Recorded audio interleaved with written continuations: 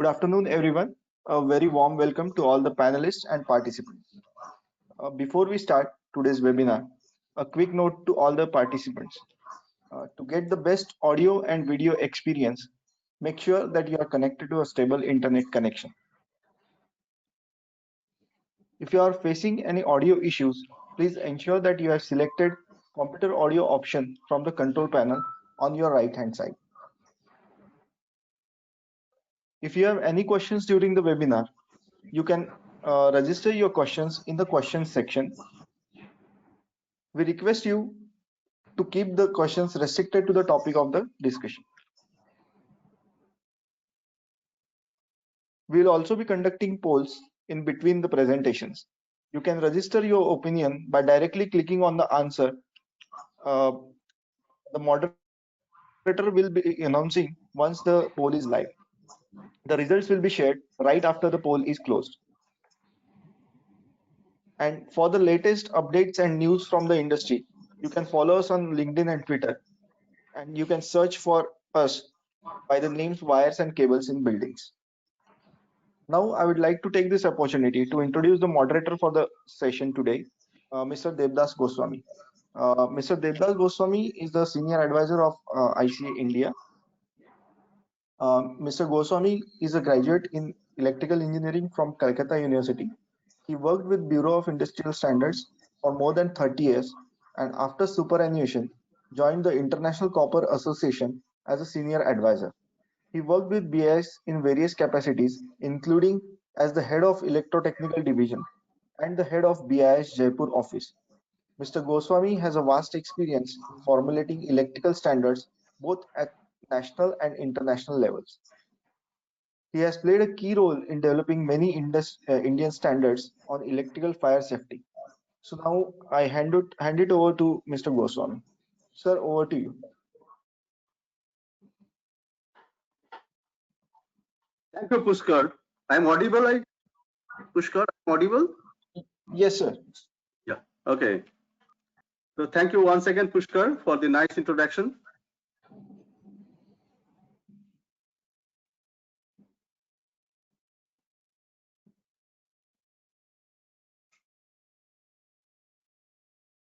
Sorry. Very good afternoon to all.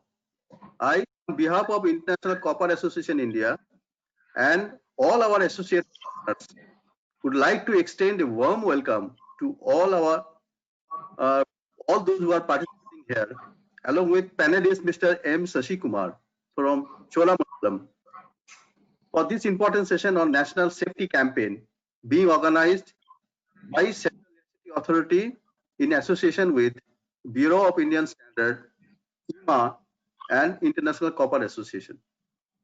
Today's webinar is the 7th of the series of webinars that we are conducting on various topics related to safety of electrical installations for the benefit of all. We have planned to conduct 3 more of this type of webinars in the remaining part of this year, and we hope that all this will be beneficial for the participants. Let me begin the session by wishing you all very safe and healthy in this trying time. As you know, to give you little brief introductions, brief information about our partners, we all know CEA is the custodian of Indian Electricity Act and regulation, and is also responsible for associated matters like planning and monitoring of power system in India. Bureau of Indian Standards is the national standards body and provider of Indian standards in all fields, including electricals. BIS also provides the quality mark, popularly known as ISO mark, in India. Indian Electrical and Electronics Manufacturers Association is known to all of us, and they are providing various varieties of services for the benefit of industry. International Copper Association India is a member of Copper Alliance, a leading not-for-profit organizations, knowledge-based organizations that have expertise and ability to implement market transformation. ICA India conducts programs in the interest of electrical safety, energy efficiency, and sustainability, employing a mix of market development and regulation advocacy approach. ICA India drives its program through interactive workshop across India in collaboration with like-minded organizations, institutions, and trade bodies. Now, coming back to today's topic for discussion, we are all aware of the importance of electricity and its impact on our everyday life. It is now so essential that we cannot think of living without it. But there is a very pertinent issue related to hazards associated with use of electricity, unless it is used in the right way. Personal safety implications can come from electric shock. Many of us may have experience in varying degree, and it may also come from fire hazard due to electrical malfunctioning. Both can be fatal. Since both type of hazards involve life of human being, therefore it is all the more necessary to understand the implications of electrical safety requirements and the remedy that is associated with it. To control this kind of serious hazards, every country has brought in mandatory laws and regulations to be followed. And so also India, where we have got Electricity Act 2003 and the Regulation 2010. To support the implementation of these laws, we have a number of Indian standards like IS 732, 3043, National Electric Code, and these are published by Bureau of Indian Standards. We have with us today a very renowned and well-known speaker, Mr. M. Shashi Kumar from Cholamandalam, to tell us the whole gamut of issues related to electrical fire hazards and associated remedies, so that we get to know more about avoiding such incidents of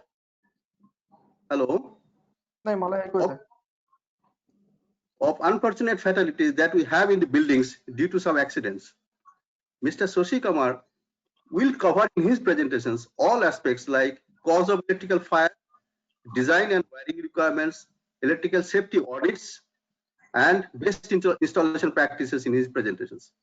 He is a very well-known personality and has immense experience in this subject.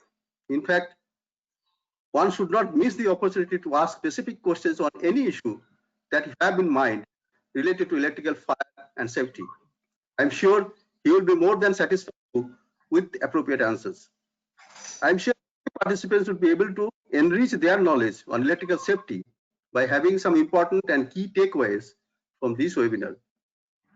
All of you are encouraged to address the questions in the QA panel, and at the end of all presentations, we will take them up one by one. Sorry. Now, before we start our presentation part, we will be starting a poll, as Pushkar has earlier said. So there will be two polls. This is the first poll.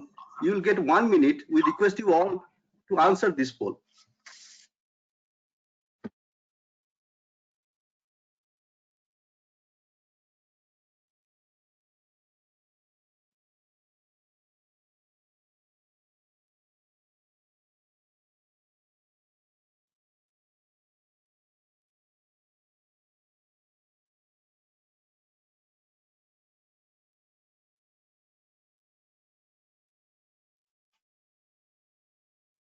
This poll is, are you aware of electrical safety audits? Because safety audits is nowadays an integral part of the most of the organized sector activities. So this is the reply that we have received it. Yes, 46%. It's a good percentage, but there are 31% they are not aware about it. So safety audit is a very important part from the electrical perspective. So Pushkar, you can take off this. Yeah, we can go back. Now we start our presentation session. Mr. M. Shashi Kumar will be making the presentations. He is the General Manager, Chola MS Risk Services. He is an electrical engineer with diploma in industrial safety. He also holds a master's in business management. He has over 20 plus experience in the field of electrical and electronics, wide exposure in the field of power plants, petrochemicals, oil and gas, refinery, automobile industries, cement plant, chemical plant, and whatnot. Almost all sectors he has covered. He is a subject matter expert in the field of electrical safety. It is a well-known figure. We all know him. He has by and large carried out more than 1,000 audits related to electrical safety.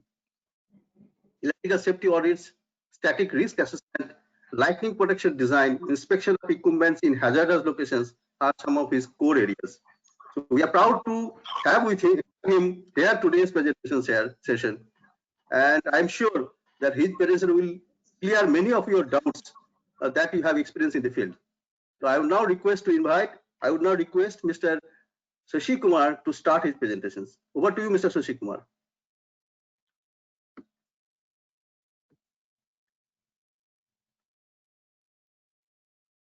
Thank you for this introduction. Am I audible? And yes. Is it clear? Okay. Yeah, please continue. I welcome the participants and Copper Association and IEEMA for all their support in bringing up this session. And at any given point of time, as Sir said, you can just type in your questions and I'll be very happy to answer them at the end of the session. Today's topic organized by National Electrical Safety Council on electrical fire and fatalities in building. How do you prevent? What can be done? That will be the session for the day. Before I start off, I'll just quickly run through what. Just a minute, I'll just move my screen.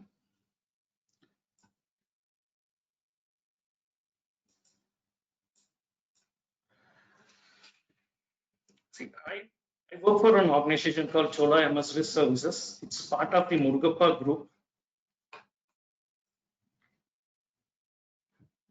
Chola MS Risk Services is purely a HSE safety consulting organization present in various type of industries. It's a tie-up with MS, which is Mitsui Sumitomo of Japan. And we are majorly present in these domains: process safety, electrical safety, environment consultant, logistics safety, construction safety, and insurance support services. These are the broad areas and the safety services that we provide to various industries in our organization. Coming to electrical, in electrical, it starts off from power quality. There are something called as HAZOP. People would have heard of HAZOP in process plants, but here you are carrying out studies for electrical systems design and how that safety can be ensured in the design itself, which should be termed as EHAZOP. You're going to question the contractors, get in more details, and thereby carry out these studies. Lightning protection and design, even today, the major issues in the electrical systems are lightning protection. If you're not going to have a proper lightning protection, then you are going to have troubles. It's not a mechanical department where a motor, nothing is going to happen. But if a small surge comes in the lighting system or to your electrical system, you have so much of card failures, you have some sophisticated UPS or some costly equipments going down because of these lightning surges. So proper earthing, lightning is also an integral part of the electrical system. You should not leave that to your civil contractor who's doing, and you should not consider that, okay, it is the civil engineer's area. But please note, lightning protection is part and parcel of electrical teams. You need to ensure that everything is fine, safe in your premises.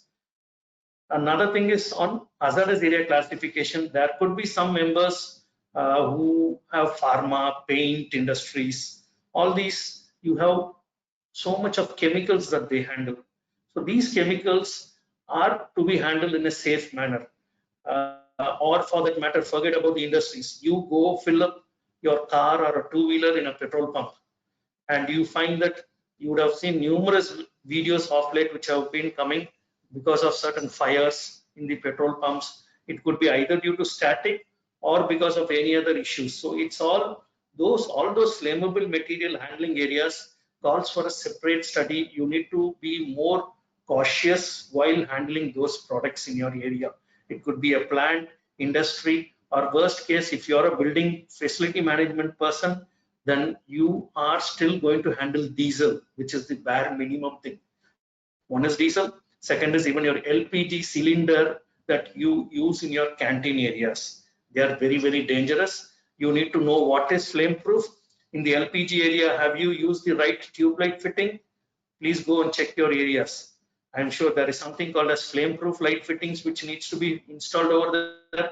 Now our people would have 100%, at least 99% people would have just simply fixed a normal tube light over there or a light which is open.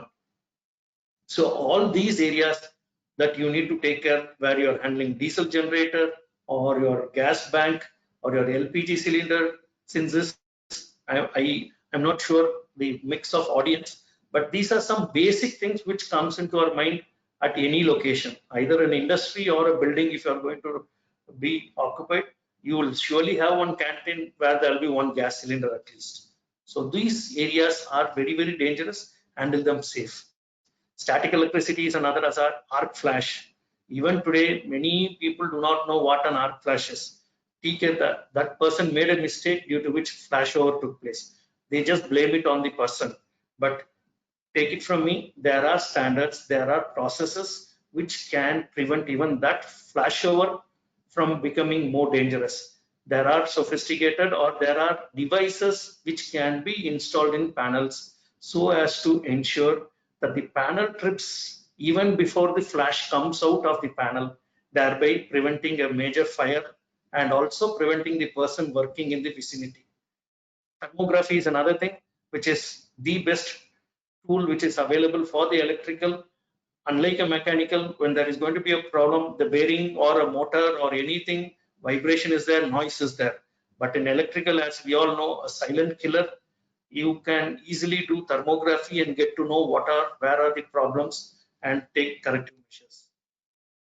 We also run a training academy, Chola MS. There are various e-learning modules and stuff where you can go through. Okay, now coming to the context on today's topic, changing economic scenarios, rising fatalities and fires in building. Most of the middle classes in India, I still remember some 30 years back, the only electrical gadget that I had in my home was tube light or a light or a fan. Beyond that, I did not have anything. Those were the days where I even remember going to my neighbor's house and seeing a television. But today, you just think to yourself, how much electrical gadgets that you have added into your house. Gone are the days where we all slept in one room where the room had one AC. But today, that AC has moved from bedroom to hall to second bedroom to third bedroom. And of late, I see that people have started using ACs even in kitchen. That is the level of disposable income people are having. One. Second, our kids are being grown up in a different style. Everyone needs a separate room. Everyone has a separate television. Every room has a separate AC. And so much of white goods have come into our homes today. But are you taking the appropriate safety measures when so much of electrical devices have come inside your home? Today, we have in a family of 4 or 5, you find that all the 5 people are having a mobile phone and there is always a charger which is plugged into the socket. You just pull out the phone and the wire and go. But the charger point is still on and the small charger is still live over there. And when we compare India's statistics with that of the world, we are not even say 20-30%. You just see on the right hand side another graph which shows the penetration in the rest of the world. In India, washing machine contributes only just is available only at 8% of the industry, what to say, overall count, whereas in the rest of the developed world it is 70%. Air conditioners is still a luxury in most of India, or it is just only one air conditioner. There you see the penetration, it's only 3%. But days are catching up very quickly where each and every home you start having air conditioners, you will start having more and more air conditioners.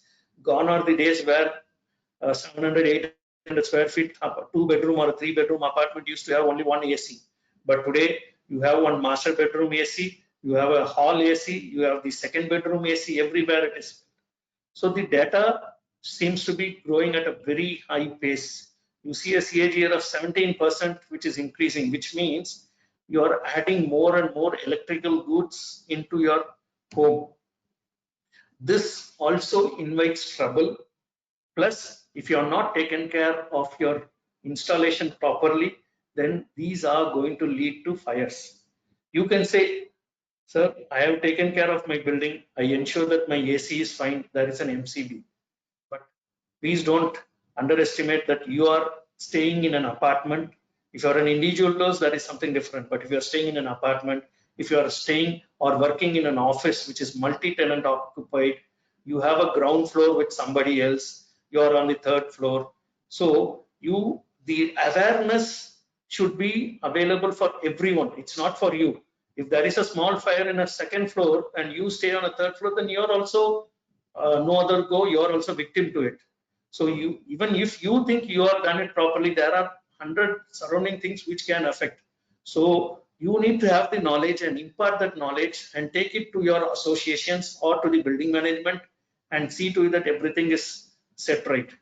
Today, if you see the statistics in India, the loss due to electrocution is so huge. Annually, somewhere around 7,960 people die only because of electrocution. This is the reported figures. And we all know what is reported figure and what is not reported. There will be another equivalent number of people dying, which is really not getting reported. So you can just see all these numbers are highly alarming. This is another statistics on the various losses due to fire. And this is from National Crimes Bureau Record Statute, wherein India contributes, or the quantity of fire is somewhere around 25,000. You just see, though the developed nations are using more gadgets, more electrical stuffs, but in India, we are still less, but still the number of incidences are so huge. What is the reason, do you think, behind this? One, we do have, as Sir said, we do have some of the best standards across the world. We can match with whomever or whichever big nation that you want. We can vouch and say we have standards for everything. But the main problem is it's not followed or practiced to the core. We have NBC, we have IE standards, IS standards, many are there. But the main problem is it's not practiced to the core and it is left to the contractors, or there are too many shortcuts that people take. This is another statistics on lightning, where people, somewhere around 2,600 people died because of lightning, electrocution. Fire is around 17,700 people. So all these are taken from NCRB reports and data are available. This is a typical, any newspaper that you turn on the third, fourth page, you find some building in fire. This is one such building which took place, it's an SBI which took place in Chennai. And this, by looking at the building itself, you can say it is a heritage building. Heritage building with, on the top, you actually have these glass panels, and it was a big hall with high ceiling. These people kept on adding air conditioners and more and more compartments for manager, senior manager, everyone started occupying this space. More air conditioners started coming, but nobody took care of certain main incomer cables which are connected to it. Okay, is the cable laid? Yes. On the same floor, they checked the DB, everything was good. But the incomer cable which was coming from bottom to top, nobody really noticed whether it can take up more and more load. So all these are some of the issues you would have come across in newspapers everywhere. This is another Axis Bank fire in one part of Tamil Nadu. So even if you feel you're safe, you think I have done everything to be safe, take it from me, there is some culprit sitting above you or below you, and they doing some goof up can create trouble for you. So this is just an awareness session, and what all you need to look into your apartments or in your residential buildings or commercial, or even for that matter in some industries. This is another building which took place, fire took place. Okay, now coming to the hazards in electricity. Generally, you have all these hazards. You can get a burn injury. There could be an electrocution. There are chances of you experiencing a shock. Then there are certain associated, suppose you are working on something, because of shock, you fall down from the ladder, you're going to break your head or your bone. So these are all called as termed as secondary hazards. Then because of electricity, you might have fire in the building. And then if you are going to handle petroleum products, then this can even lead to an explosion. Because the best example is, if somebody has not seen a flame-proof equipment, you can do one thing. Well, next time when you're going to a petrol pump, you just see on the street light, down there will be a junction box. That junction box will be totally different from what we see as a non-flame-proof junction box. So that is what is called as flame-proof. So those flame-proof, if you are working in a pharma, paint or industries, you would have already seen flame-proof enclosures. But if you have not seen, for the general public, you can have a look at it. They will all be totally different. That is because in a petrol pump or a fuel station, there are chances of petroleum vapors, diesel, or some leak. We also experience while we fill a car, after you raise the window and start driving for some time, you still feel that petrol and diesel smell inside your car, because those vapors have entered into your car, but it is not within the explosion range. So it can, there are chances that it can cause an explosion. What do you think are the key reasons for a shock or an electrocution? Many a times people take it very lightly. They take a tester, they just put in their tester on the socket, not knowing whether the area is wet, whether it is an outdoor fitting. There could have been a rain yesterday due to which water has splashed on it. They don't isolate the equipment. They think I can work on live, or sometimes you don't get a shutdown. All these are causing this electrocution or shock into the people when they are working. What are the various causes for electrical fires in a building? If you see it is, you can attribute them to all these causes: skilled manpower, overload, short circuit, insulation failures. We will just go a little bit detail as we move forward. Inferior grade materials. Today, if you want to buy a switch, a normal domestic 6 amps or 5 amps Pennant switch, you get it from 18 rupees to 80 rupees. So what is the difference between a 15 rupee or a 10 rupee switch and an 80 rupee switch? You will have to, that for safety, you will have to pay something. It's not that everything can come cheap. A 10 rupee switch is going to do its work on that manner only. At any time, you don't know when it's going to fail. What is the type of material, polyamide materials or plastic switches that they have used? So it can lead to much and much more hazards. So these are some of the various issues which causes electrical fire, right from cables. What is the insulation of the cable? As sir rightly said in the beginning, Bureau of Indian Standards also gives certificates for electrical devices and components. The ISI mark is very, very important. See whether they carry them and it has been effectively tested, or is it just some roadside or some imported Chinese makes which do not comply to any standard, but it is given to you at a very throwaway price. Don't get carried away by price. Electrical is actually, if I like to say, electrical is actually fit and forget. In any house or a building or an industry, if you install an electrical system or installation with proper design and proper sizing, I can tell you it can live for your entire life. You don't need to really do anything. If it has been properly designed, properly sized with required cushion, say for example, a cable which is loaded for 50-60% and not keeping it loaded 100% 24/7, then surely cables will fail. So have the right design aspects all to it and you will not have any issues. This is another statistics that we have carried out, wherein within the Chola team we have done so much of audits, and we have concluded that these 4 are the main attributes which causes issues in electrical. One is old installation. Excuse me, I'll just have some.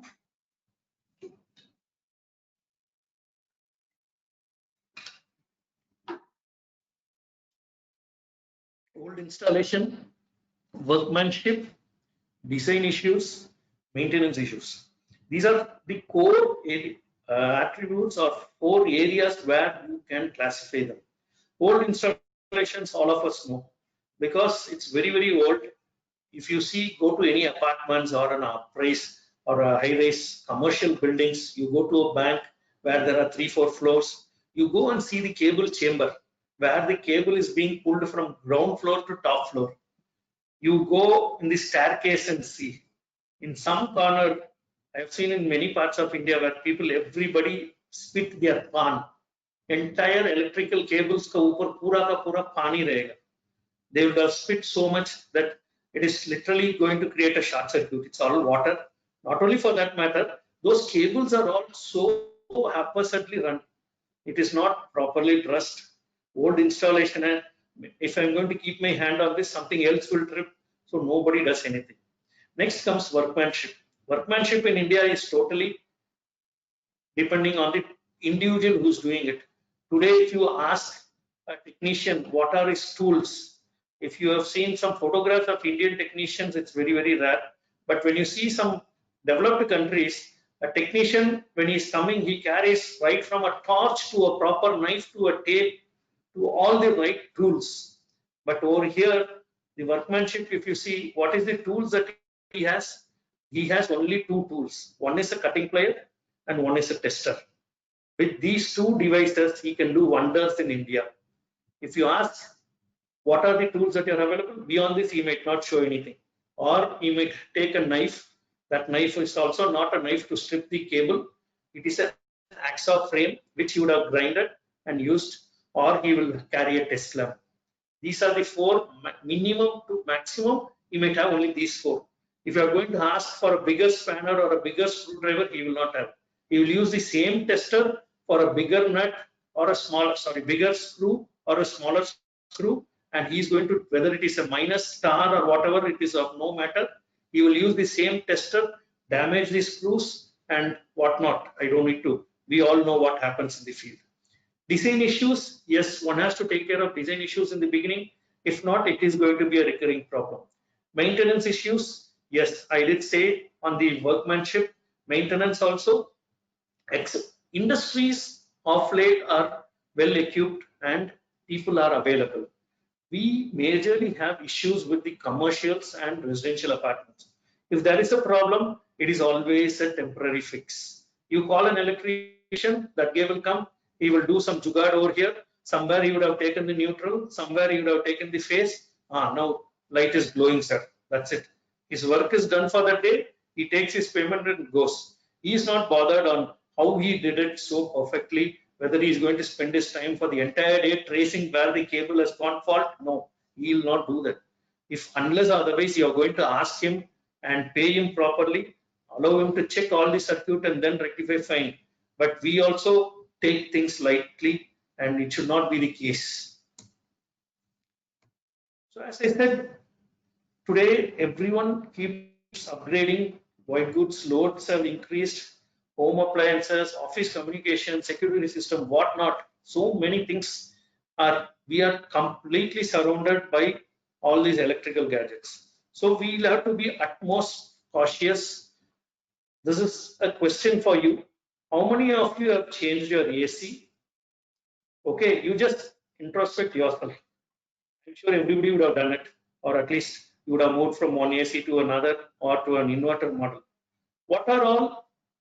Of course, this is a session where you can think of yourself. What all did you do in this? What all did you take care as a precautionary measure? Or let me put it this way. Most of us had only single AC, one AC in our bedroom. I'm also a typical middle class. We would have had one AC in the master bedroom or some bedroom. But now I'm sure you would have upgraded, you would have, or your kids have grown. Now they are sleeping in another bedroom. And how many of you have installed another AC over there? I'm sure many people would have done it. Now, while doing so, if you are in part of a multi-storied apartment, did you look at the wirings? How the wiring has been changed? Did you do change in the wiring, or it is chalta hai attitude? ठीक है, उधर तो builder socket दे दिया, मैं तो लगा दिया. So look into all those aspects. You moved from a window AC to a normal AC to a 2-star AC and then to a 5-star AC with an inverter model. What is the current consumption in all these 3 AC models? Please introspect yourself. If you have previously had a socket which was used for window AC, can it still be used for a normal AC? And then can it still be used for a 5-star inverter AC? Inverter model. Assume in the beginning you had a 30 amps MCB. Today you are having an inverter model, 110. Can that MCB still be the same? Please go check. The current models do take very lesser power, and if you are going to have the MCB of a higher rating during any fault condition, that MCB is not going to trip. Please size your distribution and the MCB properly. Don't think that already I have an MCB that will take care, it will still be running. But to that same MCB, you have now reduced the load also, or at times you have increased the load also. With the same MCB, you have now connected another AC in the next bedroom or to the hall, which is at the main distribution. So please take a note of all these things. Don't leave it to the person who's just coming to install. Many times you, as I said, when you do so much of electrical additions, what is the time that you spent on the wiring system? Is the protection MCB now adequate, or should it be downsized or increased? What is it? You can see over here a 5-star on the right hand side, split AC, both are split AC, 1.5 ton, 1.5 ton. One is 5-star, another is not any star rated.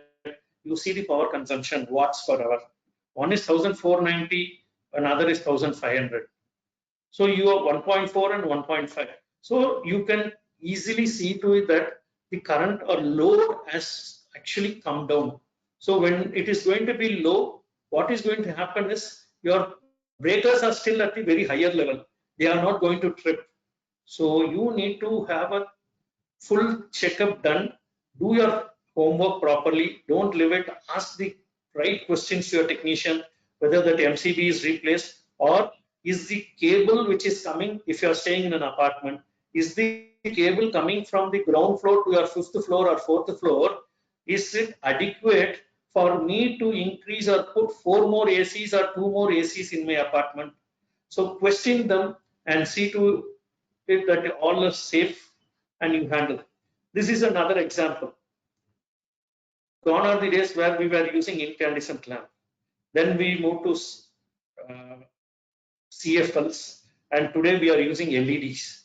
So if in these scenarios also, if you see, the wattages have come down drastically. A house might have around, say, 7 to 8 lamps, but today of the 8 lamps, at least 90% of lamps are LED type today. 1 or 2 here and there in the bathroom or somewhere, you might be still using the incandescent, or that also would have been moved to CFL, if not LED, because of little bit of pricing. If not, even tube lights are being replaced to LED type tube lights. So what you have done in this case is you have actually reduced your load on the entire electrical system. But did you replace the MCB, which is connected to that circuit? You are still having the 30 amps or 32 amps MCB or 63 amps MCB, and don't think that so much of fault current will be generated when you're having all small LEDs. You cannot generate so much current, and you should have downsized that breaker. It should have been replaced with a 20 or 16 amps depending upon the load over there, so that that fellow will trip during an abnormal condition. Don't leave that MCB at the same rating. It's not only for your home, even for your office. There could be some facility managers, there could be some building management facility teams who are overlooking some 50 apartments or 20 apartments, or you might be a contractor who's redoing some portion of the wiring. ठीक है साहब, मेरे को तो खाली replacement of lamps दिया, but you are an electrical knowledgeable person. You should apprise the owner or the building person saying, we have now upgraded, or we have increased the load or decreased the load. Accordingly, you need to replace the MCB, increase the capacity of MCB or decrease the capacity. People are not doing that. You will have to take care of that also. So another thing is, one has to get even protected from shocks. IS 732 gives you a clear picture on what are the ways and means one can avoid and gets safely work on the system. There are various this thing, something called as direct contacts are possible by all these things, like limiting the discharge, SLVs, placing out of reach. I'll show you images which will help you. Like this. If you see in this image, the leftmost one is called the barrier, the red color.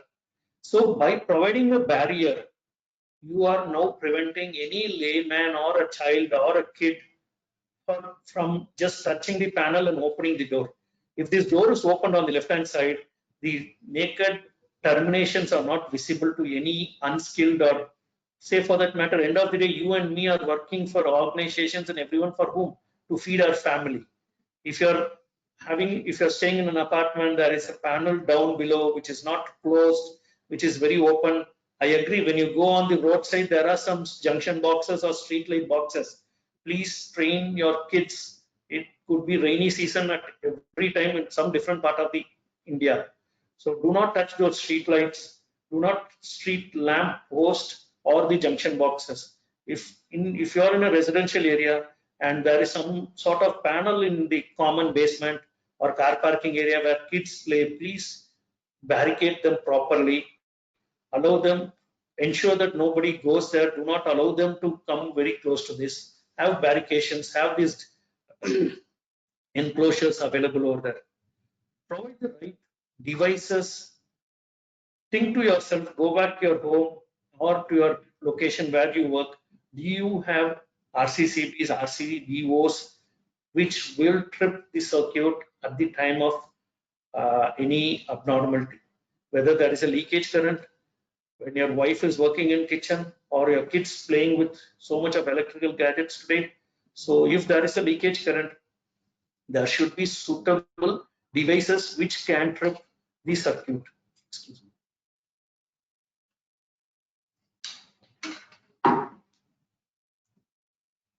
So those are the ways and means how you can protect from a shock. So how do you protect from a fire? Prevention is to avoid overloading, as I discussed in the beginning. Use proper MCBs, earth fault devices. If you are a big factory or a apartment or a commercial establishments, down in the breaker you will have earth fault settings. Please set them properly. Avoid combustible material. Always when you go for an audit, what I find is all these carton boxes or the cloth or what do you call it as cotton waste, everything will be dumped back of the panel. That is the fine area where nobody is going to go and see. When you go to industries or apartments or anywhere, these watchmen to housekeeping staff will keep all the mop stick, broomstick, everything behind this panel, because they don't have space. They will go tuck it over there, keep it over there, and that becomes a area for fire because of all this mopping cloth, or they have the small fibers. So any small spark or anything can literally aggravate the entire situation. Avoid cable joints. Joints is something which is very, very dangerous, and it cannot be accepted. You should never have joints. If you're going to have a joint, give it proper due respect. I say just don't simply just joint it somehow and put an insulation tape. Insulation tape is not for covering up a conductor. It will not give that protection. Insulation tape after 1 month, 2 months will automatically come off. So avoid joints, have proper mechanism to put cable joints. Do thermography study. Thermography, if I'll show you some images, thermography is typically X-ray of human body. So how you do see X-rays in the bones in the human body? Likewise, internal electrical systems which are faulty can be easily seen through thermal imaging. Fire detection, smoke alarms, you need to have passive fire protection. As I was saying, multi-storied apartments, multi-occupant people, it is not that you alone be safe and building is safe. You will have to educate, inculcate the knowledge to others. It can so happen that there is a cable coming from second floor to third floor, that the shaft is completely cut. So any fire in second floor will come to third floor. I will show you more images on how you seal all those things, and you need to maintain them in a proper manner. This is the typical thermal image. Many of you would have done it, or if you have not done it, for them, I'm telling you, if you see the leftmost image, which tells you 257, what does it tell us? The more orange or more white the image is, not forget about the center image, this is a real image. The right and left images are called as thermal images. The ones which are literally orangish is the spot where it is literally burning, meaning terminations are getting hot. Once it is hot, which means it is going to fail someday. And when it is going to fail, it can create a spark. This spark can lead to fire. So in this one of the image on the left hand side top, it is showing area max 257. What does it mean is that bolt, which is reddish or orangish, yellow, whatever you call it, is at a temperature of 257 degrees Celsius. 257 degrees Celsius is almost red hot. So any time it can blast. Come to the right hand side image, bottom image, area maximum temperature is 126 degrees Celsius. What does it imply? It is a cable termination. You see the image clearly. There are some 3-4 connections on the image, and in that one termination, cable termination is showing 126 degrees Celsius. Take it from me, this cable is going to burn. It can melt or it can get cut, and it can touch the ground or body or any other nearby face. And when two faces is going to touch each other, there is going to be a big short circuit, flashover is going to take place, there is going to be a fire. So be careful, do this type of thermal imaging, get to know where the problems are, switch off that feeder, remove those terminations, clean it, connect it properly, check whether it is because of overload, because of loose connection, all this you can do it. Right protective device, use the right RCCB, RCBO, earth fault devices in your circuits, which will prevent fire spread. Everybody, I agree that most of you know MCBs and they use MCBs, but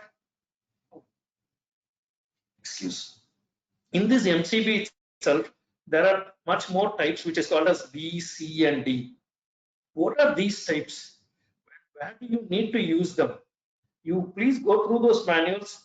I know you cannot in one day get to know all these things, or from my session alone. You need to inculcate this habit. Why? What is a B? What is a C? What is a D? When all you might still have a 16 amps MCB, but 16 amps MCB B type, 16 amps MCB C type, 16 amps MCB D type. What does this mean? It all differs on the rating. It depends upon the operating current. B type can withstand 3 to 5 times current, and C is for 5 to 10 amps, 10 times, sorry. D is for 10 to 20 times. So depending upon the application where you are going to use that MCB, you would have to choose the right MCB. Where for an application for a lighting circuit, you are not going to have any starting current. In electrical, starting current is one thing that we all know. When you start a motor, for that fraction of second, the current is going to go 10 times, 5 times the normal load current. So within that time, that MCB should not trip.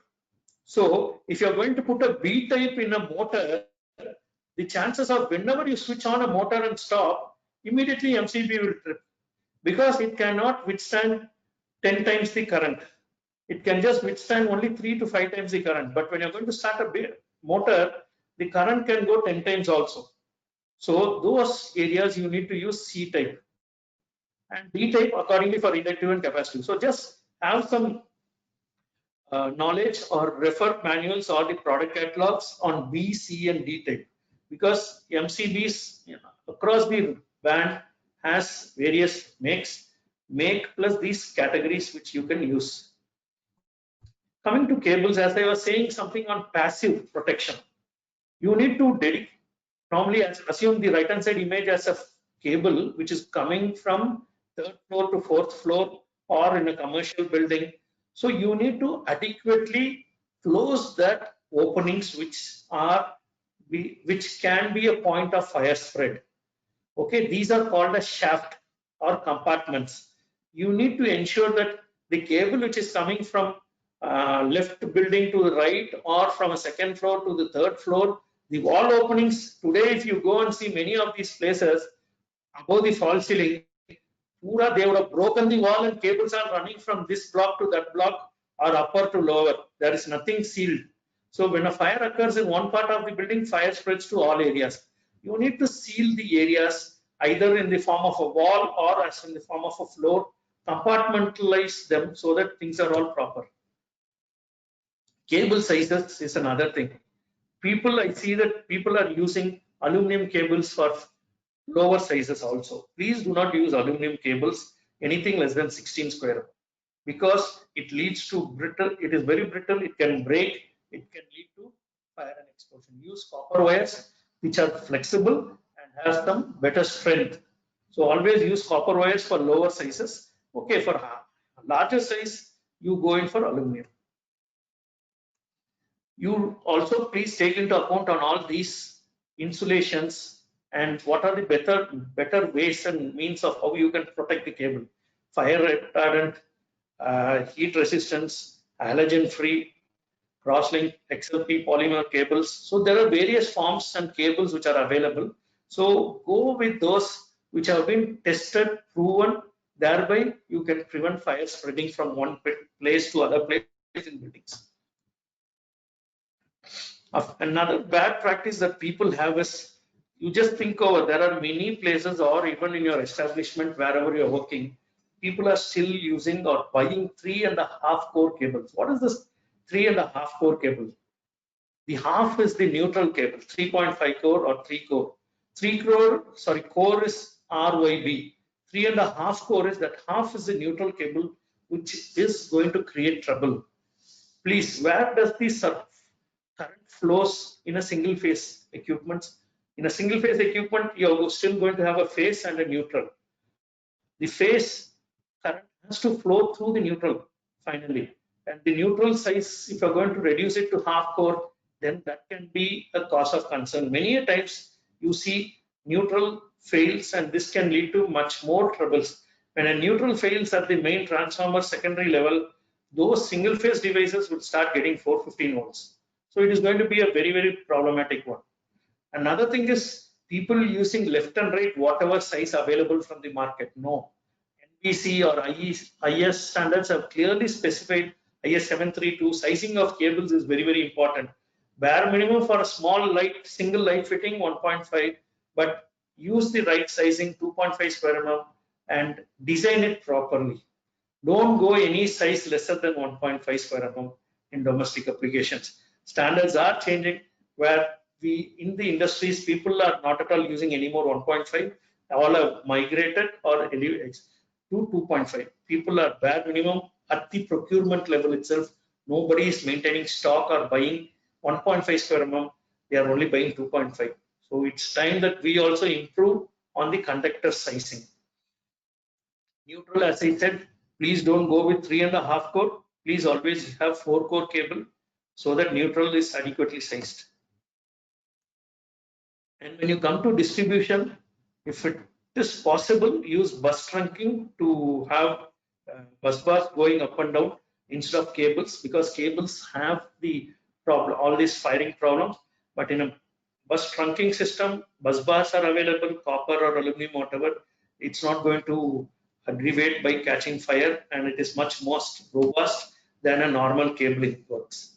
So if the fire load reduces, all these are some of the measures, safety measures in bus trunking systems. So these, some locations you would have seen these type of trunkings. There are some special wiring requirements also. Special wiring like for emergency lights, fire alarm systems. All these call for a specific. All these call for a specific type of cables to be used. So please go through the requirements, NEC or NBC. Don't think that it is end of the day, it is just a cable. You cannot lay the same cable that you use for your fan or a light fitting for a smoke detector, fire alarm detector. No, it's not.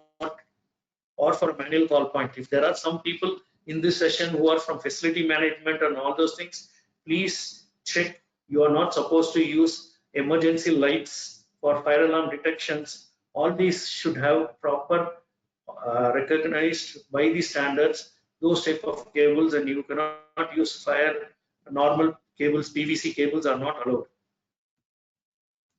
Fire spread, please avoid cables just running above the false ceiling. Use proper conduits.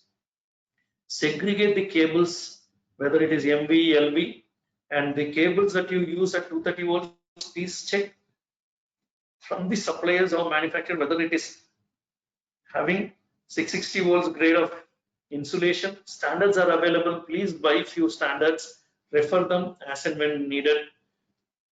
These is, say for example, you need to ensure that you're not throwing all the dustbins or all materials. As I said, when you go to some commercial buildings, you can see everyone spitting on some cigarette packets, papers, everything being thrown as a dustbin like in the cable chambers. So what happens over there is these papers, materials over the days starts getting warmer, dried properly. One day somebody smoking over there by mistake after, if not a cigarette lighter, throws a matchstick over there, or even the electrical cable which gets insulation can get failed, and once the insulation comes down, it can lead to a short circuit, which in turn can create a spark and thereby aggravate the fire. So these all needs to be avoided. If you see the right hand side image, you need to seal that completely so that fire doesn't spread from one floor to the other floor. Run it in proper cable trays, do a proper cable dressing. These are some ways. If you see the left hand side image in this, risk of spread of fire, you can see that, actually assume that you are on some top floor. On the left hand side image, you can see through that slab cutting the ground floor and the lower floors. So any spark falling from top will go to the bottom. But if you see the right hand side image, you see how the cables are being coming out of panel room. I'm not sure if you have done this white coating on the cables.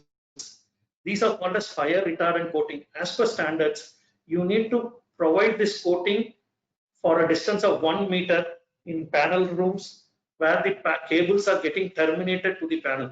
Because if you see, at least 80 to 90% of the electrical fire originate from the termination point. So when fires originate from the termination point, you need to give more protection in those locations, and that is the reason that white coating is given on the cables. Those white coatings are actually fire retardant materials. It will be like a cement slurry or a paint which will be painted on the cables to prevent fire spread. Next, coming to transformers and all those things, one thing that you need to know is in any building, standards are clear. You should not have any oil filled electrical apparatus. It could be a stabilizers, large quantity, or a transformer, indoor transformers which are having oil. No, all those things are not allowed as per regulations. You should not have transformers in basement or in your QC lab or somewhere. If the electrical equipment has oil, then it is recommended to make it outdoor or go for a dry type device where oil is not used. So you need to have, of course, these are for some large setups wherein if you are having a capacity of more than 2000 liters in your transformer, there are 2 transformers, then you need to have something called as baffle wall. The segregation wall between the right side image you see, the wall between 2 transformers, all those should have proper partition. There should be a proper soak pit below the transformer. If there is an oil leak and a fire, excuse me, that oil also can catch fire and create a more trouble.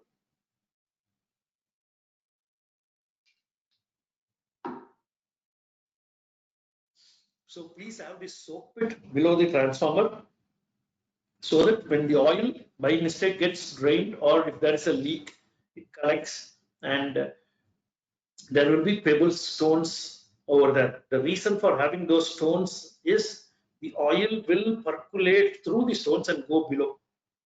If you are not having stones, that itself can lead to fire. Because if stones are not there, if you're concrete to that entire area, what happens is oil goes to the floor and it spreads like water over there. So oil is on the top surface itself. When there is a small fire, even this oil catches.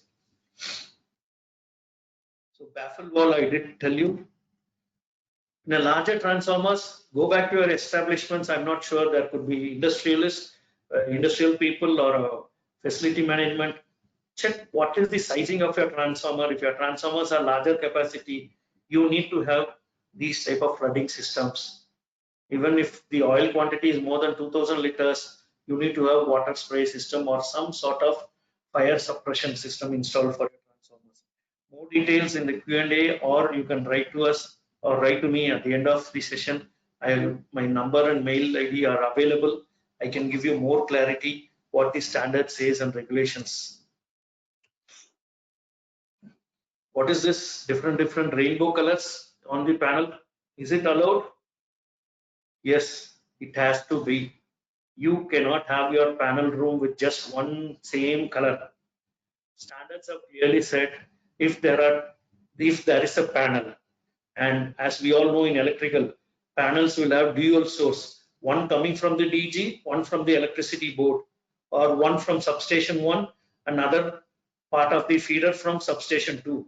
Whenever a panel is having two different sources, standards have clearly told you that you need to identify them clearly, either in the form like which is shown over here, yellow, blue, whatever, that they do not say on the color code, but you need to be, in a case of an emergency, you should quickly go and isolate that feeder, for which you need to paint it separately and don't give the same color across the panel room. Only these two feeders, main incomers, will be painted differently. So take a note of it. More details I can still share. Another thing, you go to panel room, see the earth fault. At least in the 70–80% of the cases, I find that this earth fault relay or the setting is kept off, or it is at 0. So it becomes very difficult. Many a times I find that it is kept in off condition. So some days, some nights, some electrician would have put it in off because there was a tripping. So after that, no more earth fault. So something literally burns, your breaker is not going to trip, and it can lead to a major disaster.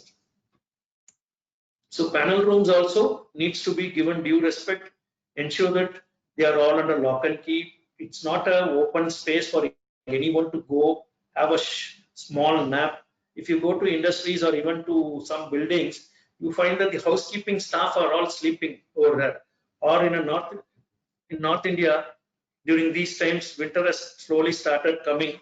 Electrical panel rooms are the best space because it is warm. So people go and sit by the side of the panel. No, it is not allowed.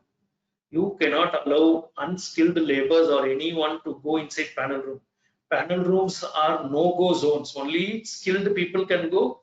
Rooms have to be kept lock and key so that you are not allowing everyone to access panel room. It is a dangerous place.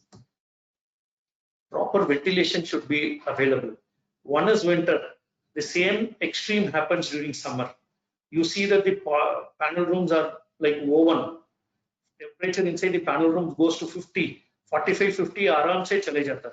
When the panel rooms are going at 45, 50, the component starts failing. So ensure that you have proper ventilation, and this should not lead to fire and all those things. And today's new regulations also calls in for additional extinguishers also to be mounted on panels. So these extinguishers, during an abnormal condition, these extinguisher on the right hand side image, if you see, there will be a tube which will go inside the panel, where this is typically a VFD panel or anything. When there is a fire, immediately the tube, there is a red tube on the top which will melt. As soon as it melts, the cylinder and the tube is fully charged. So immediately the CO2 or whatever material that you're having will purge and quench the fire then and there. So these are all things which are getting installed, and electrical inspectors and all are asking for it now. These are all our skills and our knowledge. Have you seen this type? You just see the left hand side image, MCCB. how the cable termination has been done. So please give right job to the right people. You asked him to terminate it, he has terminated, that's it. Whether he has terminated properly or not, he is not. You asked me to terminate it, I have done it. You see over here, there is a LOTO tag on this middle image. LOTO tag is lockout and tag out. When you are going to carry a maintenance on that respective feeder, you put this tag so that you are telling the person that this feeder people are working, so do not switch it on. So, but you see the left hand side, there is a green indication, which means supply is available. So anybody by mistake starts it also, then you're going to have a trouble. So be careful on that. Right hand side image, it is the battery. Any building, any office, any factory has UPS or some other devices for which you are going to use battery. These are sealed maintenance batteries, well and good. But if it is going to be normal lead acid batteries, then gas, hydrogen gas is going to come from it. It can lead to explosion. But there is some problem in this battery also. If you see in this rack, there are 3 batteries. Rocket, the middle one is also rocket, but the capacity is different. AH is different. They are not of the same, AH plus. Always in a battery bank, you are not supposed to replace in between 1 or 2 new batteries. If you're going to do so, during the charging time, the new battery will behave differently, old batteries will behave differently. This in turn will create explosions in the battery rack, and there have been plenty of fires in battery banks because of this. You need to have the same make, model, same batch to the level you need to go. You cannot, okay, 1-2 years is over, in that 2 batteries have failed, so let me replace the 2 batteries alone with a new battery. Please don't do that. It is going to surely create a fire. These are all our field images. You think you are smart, but people in the field are much more smart. Left hand side, you do not give a proper socket for him to charge, so he knows how to take power supply from that and charge it. You do not give him a fuse. You see, he has put a bolt. This breaker is tripping every time. So what do? Okay, we'll keep a support like this and ensure that the breaker is not tripping. So what is going to happen? Literally, the breaker is not going to trip. The cable is going to continuously experience overloading or fault, and automatically it will, next thing is, it's going to catch fire. Right hand side image, मेरे पास fuse नहीं है, temporarily put some screwdrivers and then start the machine. The left 3 images are fine. Not fine in the sense I did explain, but you see the right hand side last image, most of the establishments, offices, whatever looks nice, even for that matter, even a hotel or wherever you go, everything looks nice to the eyes. Nobody takes a look at what is available above the false ceiling. False ceilings are the dangerous places. You don't know how they have done the termination. Just like that, they will keep on linking one to the other, and if you call for some rectification also, person will come, he will rectify the light fitting, he will say, "Arey Baba, iska neutral nahi aa raha." So where do you take the neutral?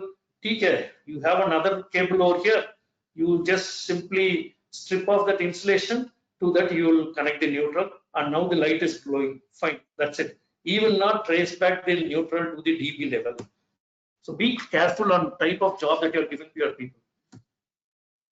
Regulations, as in the beginning sir said, India has got very good set of regulations, and it is the problem of the users that we are not using it in the right manner. CA regulations, NBC is available, IS 732, 732 is available, IS IEC for lightning, earthing, everything we have standards. So please refer, buy some standards, and that will be really helpful for you to refer as and when needed. This is a typical battery fire explosion where I told you on how it's going to happen, why it has happened. So be careful, do not replace batteries left and right. If needed, you need to replace them majorly on a bank. Replace them as a complete bank, or we can let you know how you can do it. You remove those two batteries or one battery which has gone faulty, reduce the DC voltage in the UPS. Ask the UPS engineer to reduce the DC voltage. You need not replace the entire bank or put in 3-4 new batteries. You can go keep on reducing the DC voltage. What will happen is your backup time only will come down. Previously, you had 30 minutes backup. Now the backup might come to 20 or 25 minutes. We all know, we all have generators. As soon as power goes, generator kicks in within 5 minutes, you are going to restore power. So all these things, you need to take a calculative risk, whether to replace it, not replace it. More details I can share. If you want, you can call me or in the mail IDs that I'm going to share. So these are again VFD panel fires. So please do proper dusting. Dust is a major culprit in electrical panels and electronic devices, power electronic devices. You know the variable frequency drive. Even in buildings, you have the AHU, air handling unit. If not for an industry, for buildings, you have an air handling unit. For the air handling blower motor, there will be a small electronic panel, which is called the variable frequency drive. These are inverters sort of thing. These must be maintained properly. More dust deposits can lead to overheating and which can lead to problems. So this is all for today's session, and I'm now open for taking questions. Thank you, Mr. Shashi Kumar.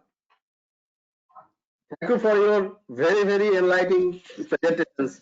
You have covered the whole gamut of electrical safety installations, and it's really very enterprising with your experience and knowledge. In fact, I was very keenly listening to your presentations. You have made a few observations which are very unique.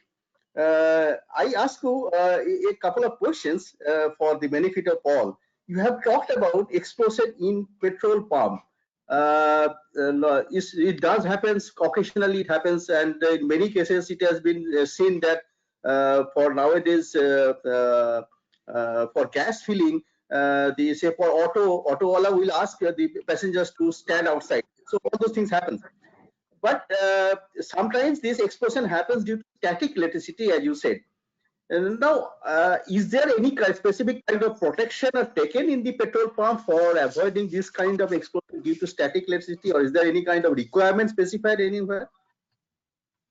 Yeah, static electricity, first and foremost, okay, thanks for bringing up this question. We are all every day in day out go to petrol pumps. Please, first and foremost, allow your vehicle, as everyone does, okay, you switch it off.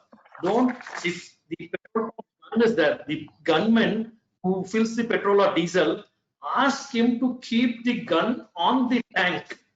Don't allow the petrol or diesel to free fall like any tap water. Allow the gun to keep on the two-wheeler or on the car.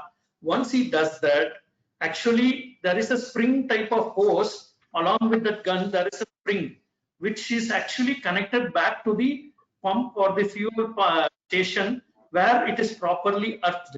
So any static charge generated will get effectively discharged over there. So don't allow the gunman who's in the petrol pump to just keep like a tap and just press the gun. Don't do that. Allow him to keep the gun on the vehicle, so it will touch the metal body of your vehicle, and when it is going to touch the metal body, the whatever charge generated over there will effectively get grounded. So grounding is the major important thing which needs to be taken care. So that will prevent major static flashovers or fires. Thank you, because that many people who of us who are going to petrol pump day in and day out, we are not very careful. In many cases, even the operator of the petrol pump, they are not aware of it. But it is everybody responsible. It is everybody responsible. A small spark can cause a huge fire there. I have in mind another one, because you are very expert in carrying out safety audits. In lot of thousands of installations, you have done audits. I would like to know, old buildings. There we have seen in many cases the fires are happening in old buildings, and but then how you can carry out audits of old building? What kind of upgradation of old building, in your experience, you have seen that it is needed to be carried out, and how it can be upgraded, or what kind of things, effective actions can be taken in old building installations? Can you please Yeah, enlighten us? yeah. You can see at the background, this is my corporate office. I'm not sure if the image slide is still visible, sir, Yeah, yeah, or yeah. you are taken. No, slides are Okay, not this. yeah. Uh, okay. See what happens is, one second. Yeah, the background over here, the right side building is 150 years old. This is my corporate office. It's an East India building. What actually happens to these buildings, for that matter, is, or for a posh residential apartment also, is they do all the interiors themselves. Interiors are all good, but there is always a panel basement from where they are not taking the giving the due respect to those cables which are coming top. You need to go to the root cause, no other go. Building can still withstand. Stability is there, construction is good, but you need to upgrade the electrical system at least once in 25 years or 50 years. Now, there is something called as reliability studies which can be done to see whether things are still proper or not. Surely, maximum, I feel that 40 years, 30 to 40 years is maximum life of any electrical system. By then, the technology is changed. You have a better electrical equipments which can be upgraded. So anything from 20, 25 years, you need to start planning that activity, proposing a capex or some costing. You need to upgrade the electrical systems. Even if you're not having a fire hydrant system, well and good. But the main culprit over here is electrical. They need to be given due respect. Don't have tappings, loose connections, all those things. There are various gadgets which are to check your harmonics level. There are various sockets, special devices available which will help you assess the quality. Thank you, sir. And then I have one another interesting questions, because you see a lot of buildings, particularly corporate buildings, even household buildings, many cases are has gone for insurance, insurances, fire insurances in many cases. But in those fire insurances, do you look for some kind of compliance of regulatory aspects? How you ensure that fire regulations, fire insurances are given only to the good buildings with electrical installations? What is your suggestion or about it? Another question where we are part of another group called Chola General Insurance is also. We also carry out studies for them, for their clients. So as soon as certain buildings are so bad, even these insurance companies will charge you very high premium. Okay, if though fire is going to happen or not happen, if the conditions are bad, your cabling, wiring, and all those things, when this insurance surveyor comes to your site and sees all these things, an insurance which is going to cost you 100 rupees, if everything was in good condition, because you're not maintaining them properly, he is now going to charge you a big bomb. He may charge you 1,000 rupees or 2,000 rupees and say that because the risk is more, you're not maintaining the system properly, your hydrant system is not good, or the electrical cabling wires are all hanging haphazard manner. So it is going to be a cascading effect. If you're not going to maintain it properly, you are going to pay high premium to the insurance companies, because their liability, tomorrow something happens, so they will charge you very high amount. Thank you, Mr. Soshi Kumar, for your nice presentations, and it is really very enlightening. Now, before we go to the question answer sessions, we have got another poll. So, Pushkar, can you please start the poll? Yeah, this is the poll. I would request all to participate. The question is, what according to you is the major cause of electrical fires in building? Please select one. You have 1 minute. Poor workmanship, use of undersized wires and cable, and substandard equipment.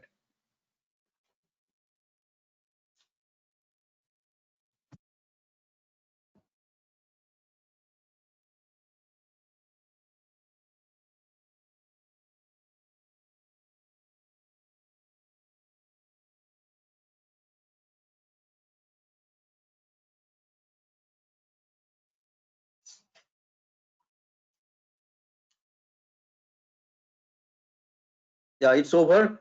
So Pushkar, can you see the result of poll? Yeah. Yeah, people, the participants are saying poor occupancy 38%, undersized cable 47%, and substandard equipment 15%. Of course, the judgment is gives us a good reflection about the importance of workmanship and selection of right quality of right size of wires and cables. Thank you very much for Pushkar for carrying out the poll. Now let us go to the question session or question raised by the participants. So I am coming here to the first questions. It is from Gulbadar Beldar. His question is arc flash study is required to be coordinated with relay setting? Is arc flash study is required to be coordinated with relay setting? He again Yes. saying, I think it is related to Yeah, PPT. I could get the remaining question. Yeah, I got the question. Yes, many a times what happens is arc flash is an extension of relay coordination. In electrical, relay coordination is done, and using softwares, you extend that model.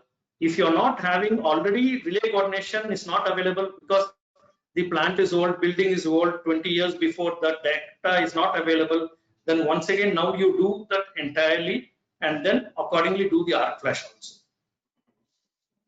Okay, so again his question, which type of battery is required for hazardous lighting fittings? There are a lot of school of thoughts and no proper guidelines are available. So batteries for hazardous lighting fitting.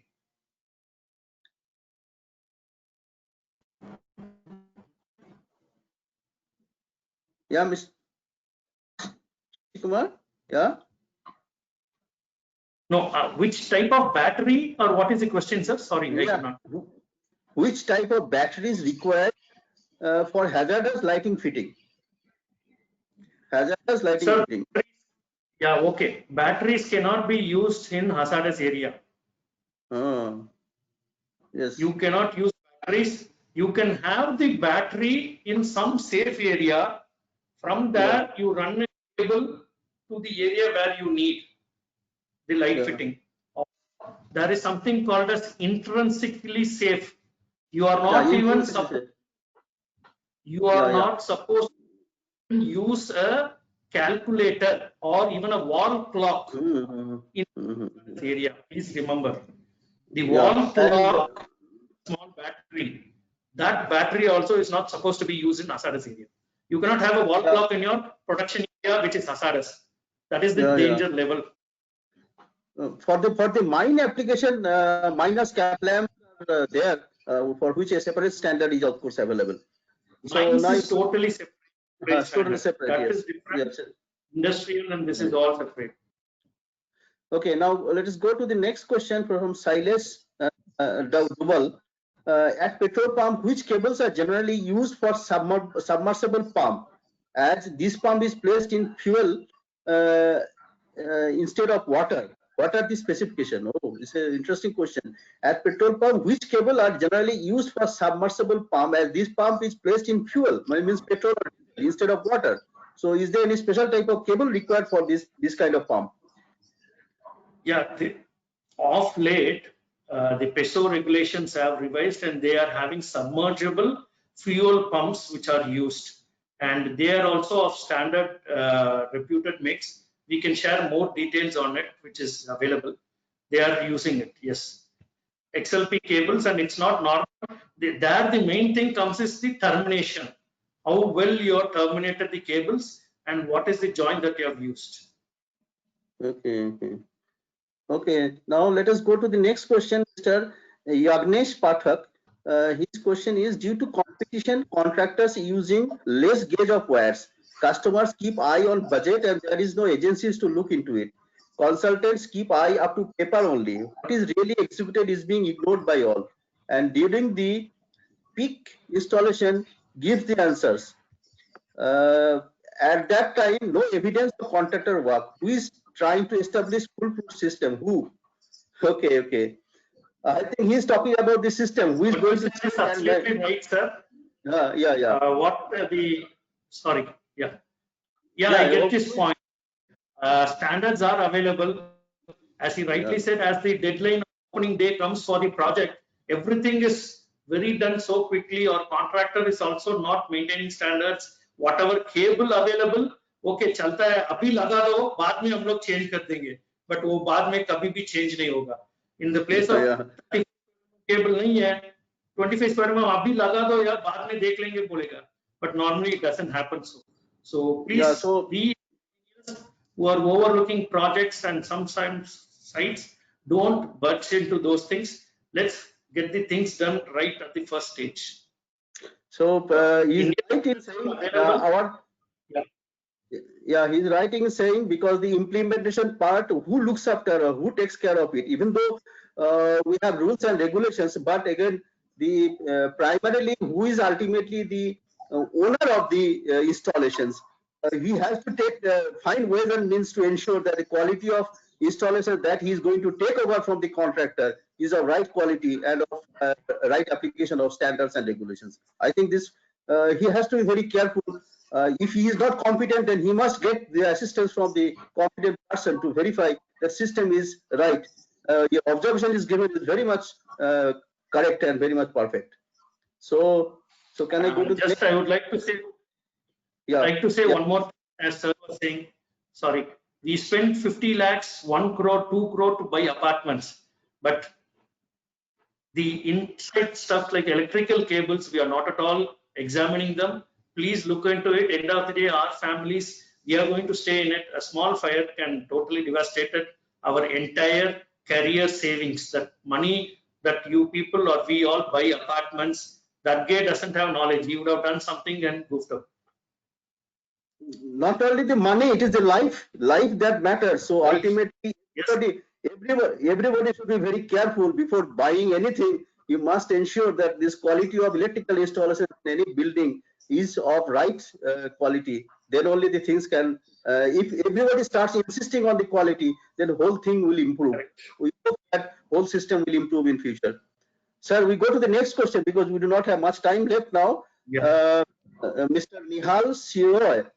Sir, in most fire building, hospital and other area, generally reason come of short circuit. Do you think that in all cases fire comes due to short circuit? I mean, building fire is it the yeah, please. Yeah, see, I do agree. I'm also an electrical engineer. I really get pained when somebody on a paper reads and finally they conclude it as really concluding or not, but finally whoever is going to come, newspapers report it as finally as electrical short circuit, because there is no one else to be blamed in that case, because electrical is the only source, but there could be some cigarette lighter or something happening. But end of the day, since they are not able to conclude it, they 80 to 90% conclude it as electrical fire. It's nobody's baby. Nobody's going to raise question. But I always get pissed when somebody is going to say it is because of electrical fire. Yeah, but some statistics are there, and even though all those reported short circuit fires are due to short circuit, but there could be at least more than 50% could be due to short circuit, because the electrical short circuit or the spark is one of the major cause of fire. That at least 50% or more cases are there. So we go to another case. A couple of questions we can cover this time. This year, lots of farmers died in farm in North India. How their life could have been saved while working in open area, apart from behavior issue of illiterate people like farmers? It is a question from Gulbahar Beldar. So he's talking about basically lightning strike. So in the open area, lightning strike. So what can be done? Is there anything can be done about it, Mr. Srinivas? Yeah. One good thing which has now started, I'm not, because of all this WhatsApp and everything, or even the Orissa government, or I might be sure in Tamil Nadu government, there are now messages which are being traveled, spread across what or how you need to protect yourself when you are in an open field. When there are chances of a heavy thunder clouds or rain, you should not take shelter below trees. How should the posture that you need to set on the ground? There are ways and means how you can protect. There is something called a step potential, which I did not discuss in this, because when you're keeping your foot very close to each other, you are in same voltage. When you are keeping it apart at a far distance, one foot is at one voltage, back foot is at different voltage. This can lead to a voltage difference. So there is concept of step potential will come in lightning. So moreover, it is a flat surface area and any lightning strike will affect the person. So it's always better to lay down very close to the ground or move to a safer area. That awareness has to be created. Governments have started now circulating messages in the social. In the open area, of course, lightning-proof shades are not there at everywhere. It is also not possible, but then some kind of an awareness, of course, will help. So I have got only one more question, maybe. So the question from Mr. Krishna Kumar Pillai: does the short circuit fault current depend on the connected load like LED or on the supply transformer? Does the short circuit fault current? It will come from the connected load transformers from whatever road, not on the downstream. Transformer is also responsible for contributing. Okay, I will go to the last question from Mr. Hemant. How to identify short circuit initiated fire or fire-led short circuit? Yeah, it's the same question almost, but yeah, what is your take? Sorry, sir, I did not get the question properly. How to identify whether it is short circuit initiated fire or fire led to short circuit? It can be only through sort of an investigation over there. Because if your cable, or if you have done some thermal imaging before, or if there was a sudden surge, or say for example in case of motors, when there is a jam and it is not rotating, there is an increase in load, the lugs can fail, which can lead to anything based on the situation and that application that will be decided, sir. Will not be able to. Yeah. If you're going to have the protection mechanism, that can trip at least. Yes. Yeah, I'll take the last question again from Mr. Haman Sali. How insurance companies assess condition of electrical installation to decide premium? Are there standard checks from whom certification is taken? Is there any certification requirement for insurance companies? Yeah, there are special studies like what we do. Insurance surveyors are separate. They have their rules and regulations separate. Tariff advisory committee, there are good regulations which they are bound by, and there are underwriters who value the property. Underwriter's role is to ensure that he is not making a loss. So he knows what all are the probable losses. It is something like if you drive a car and you have never met with any scratch or accident, every year the bonus is getting accrued and they give you a better discount when you are going for renewal of premium. Likewise, even in buildings and all those stuff, if the entire establishment is bad, they charge you very high. They have their separate rules and regulations. Indian surveys are available. Insurance ke liye there is separate topics which altogether studies and courses are available. Okay, I think we have got more questions which we could not complete within this stipulated time available. So definitely we give an assurance that all these questions will be, answers will be taken from the panelists, and it will be available for all those participants. So be rest assured that you will be having access to the answer to all these questions. In the end, we come to the end of this today's webinar. It was really very interactive and very informative webinar through which we came to know a lot about it. I got an overview of the whole of electrical installations, fire safety, and all the remedies that is available with us. We can go through it. I would like to thank Mr. Shashi Kumar for his real in-depth participation and presentations about these aspects of electrical safety, and for his nice presentations. I would like to thank all the participants for sparing their time, and I'm sure that they will use this knowledge to their activities, and also you'll spread this safety awareness to everybody around those who are coming in contact with them. I'm sure in this way we'll be able to make a safer place for all of our Indian installations. Thank you very much for the participation, and thank you all to all my for all my associate partners for providing this platform. Thank you very much. We close this webinar now. Thank you. Thank you once again for all participants and Copper Association. Thank you, sir. Devashi, sir. Thank you. Thank you.